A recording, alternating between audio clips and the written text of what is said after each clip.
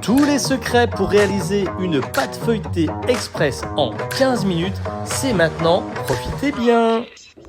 Bonjour et bienvenue dans ma cuisine, et voilà, aujourd'hui c'est la pâte feuilletée tant appréciée par ceux qui savent la réaliser seuls. Et oui, cette technique de l'escargot, technique express qui va nous faire gagner un temps fou et surtout qui va être délicieuse parce que c'est du fait maison.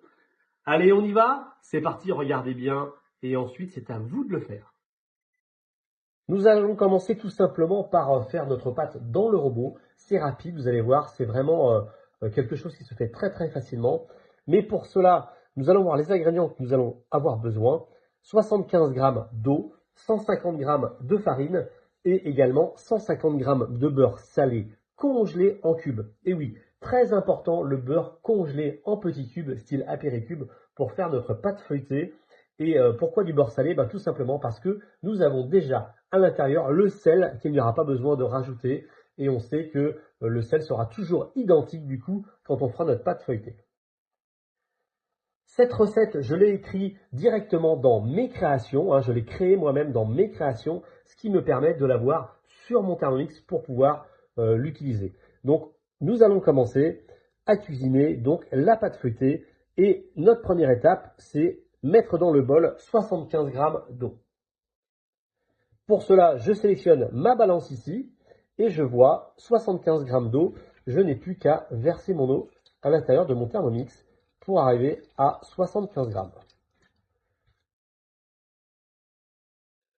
Je reviens sur ma recette, ma petite flèche ici pour avancer.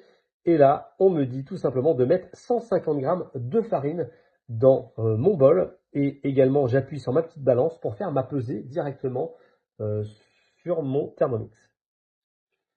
Une fois mes 150 g mis, je reviens et là, je vais continuer. Et là, regardez, 3 secondes vitesse 3, 3 secondes vitesse 3 pour mélanger. Et là, j'appuie donc sur mon petit mixeur ici. Et voilà, c'est déjà pré-réglé. Et là, je n'ai plus qu'à sélectionner vitesse 3. C'est très rapide, vous allez voir, ça dure 3 secondes. Et le but, c'est d'obtenir une mélasse au niveau de notre mélange. Vous allez voir ce que ça donne. Hop! Regardez, j'ai obtenu tout simplement ceci. C'est juste parfait. Je continue ma recette et là, je vais rajouter le beurre congelé, donc 150 g de beurre congelé en cubes, de façon à pouvoir faire ma pâte feuilletée très fraîche, très froide, pour pouvoir bien la travailler. Voilà le genre de petits cubes de beurre que vous pouvez mettre à l'intérieur de façon à ce que ça puisse se mixer facilement et rapidement. Voilà, j'en ai un petit peu trop, j'en enlève un peu. Voilà, 154, allez, on va le garder pour la prochaine, 148, on est bon. Et ensuite, une fois que j'ai fait ça, je vais pouvoir continuer ma recette et mixer 6 secondes vitesse 6. 6 secondes vitesse 6, vous voyez, c'est vraiment très rapide pour obtenir ensuite ma pâte qui sera déjà quasiment terminée. Allez, 6 secondes vitesse 6. Regardez un petit peu ce que j'ai obtenu. Voilà, ma pâte est finie. Maintenant, il va falloir que je la reconstitue et lui donner la forme d'un escargot. C'est ce que je vous montre dès maintenant. Voilà, je vais retirer donc ma pâte de mon Thermomix. Voilà la technique que j'utilise moi pour l'enlever. Hop, voilà. Ma pâte, vous voyez, est quasiment toute sortie. Alors, l'intérêt, comme la pâte est très froide et encore congelée, c'est de ne pas toucher votre pâte avec les mains. Donc, c'est pour ça que j'utilise ce petit tapis qui va me permettre de reconstituer ma pâte, regardez, avec le tapis sans réellement toucher ma pâte. C'est ce qui va me permettre de garder le froid au mieux parce qu'on a quand même une température du corps de normalement 37 degrés environ. Donc, moi, j'utilise tout simplement ce tapis pour éviter de trop toucher ma pâte. Voilà. Je fais un petit rectangle, une petite pyramide, on va dire, pour donner déjà un petit peu la forme carrée ou rectangulaire à ma pâte.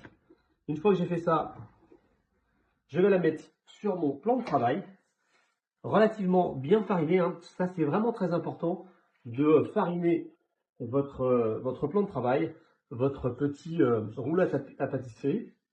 Et ensuite, je vais étaler ma pâte de façon à lui donner la forme d'un rectangle.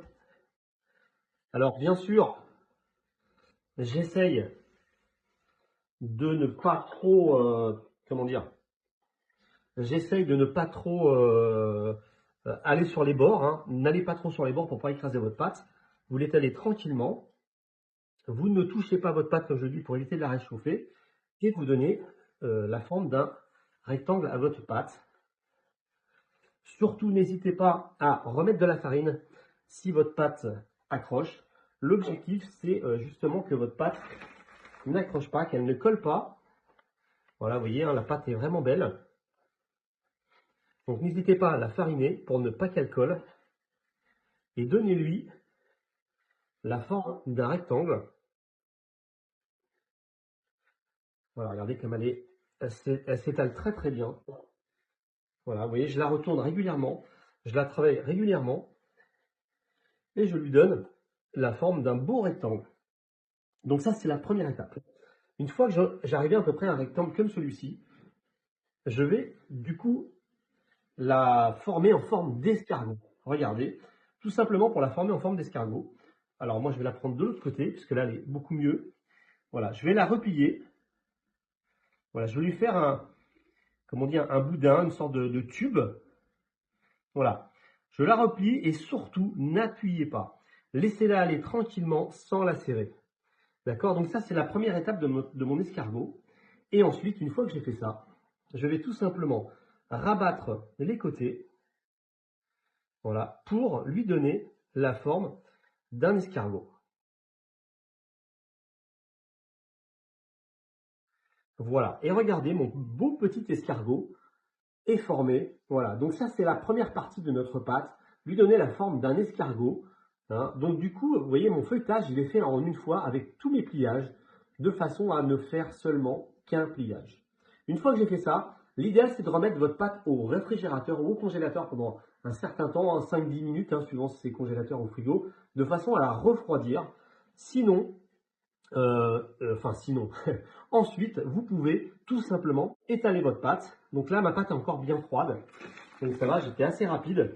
Donc là, je vais pouvoir étaler ma pâte de la façon que je le désire. Donc vous mettez la partie là dessous. Et là, voilà, vous étalez votre pâte de façon à lui donner sa forme. Donc là, moi, je vais en faire un rond. Donc je vais y aller tranquillement. Je vais tourner régulièrement ma pâte pour lui donner la forme d'un rond. Hop. Bien sûr, si j'ai besoin de refariner, je refarine de façon à ce que ma pâte ne colle pas. Et si vraiment vous voyez que votre pâte colle, n'hésitez pas à la remettre au froid, hein, pour lui redonner de la dureté au beurre. Là, le beurre est cristallisé, on le voit, hein, quand on étale la pâte. Notre beurre est cristallisé. Alors là, c'est un petit peu dur dans cette version-là, hein, parce qu'il y a plusieurs couches. Donc n'hésitez pas à retourner votre pâte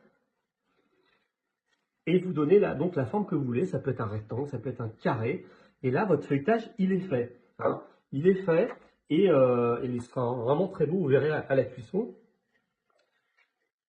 Voilà, donc j'essaye de donner un rond le mieux possible. Je vais refariner un tout petit peu. Voilà, n'hésitez pas à refariner. La pâte feuilletée, ce n'est pas grave si on rajoute régulièrement de la farine. Voilà, je vais lui donner de façon à faire un rond. En fait, c'est une préparation pour faire tout simplement une galette des rois. Une galette des rois, donc faite maison avec la technique de la pâte feuilletée. Vous voyez, la pâte feuilletée est quasiment finie. Je mets à peu près environ un quart d'heure pour faire ma pâte feuilletée. Et du coup, ça me donne vraiment une pâte feuilletée juste fabuleuse. Très très bonne. Puis faite maison, c'est surtout ça qu'il faut voir. Voilà, alors surtout, comme je vous ai dit, vous n'appuyez pas sur les côtés. Vous n'allez pas au bout quand vous étalez votre pâte. Voilà. Et comment dire, donnez-lui la forme vraiment que vous désirez. Voilà, moi ma pâte là est terminée. J'ai suffisamment de pâte pour faire ce que j'ai à faire. Voilà, donc je vais la mettre au réfrigérateur de façon à pouvoir l'utiliser encore plus fraîche quand je vais finaliser ce que j'ai à faire.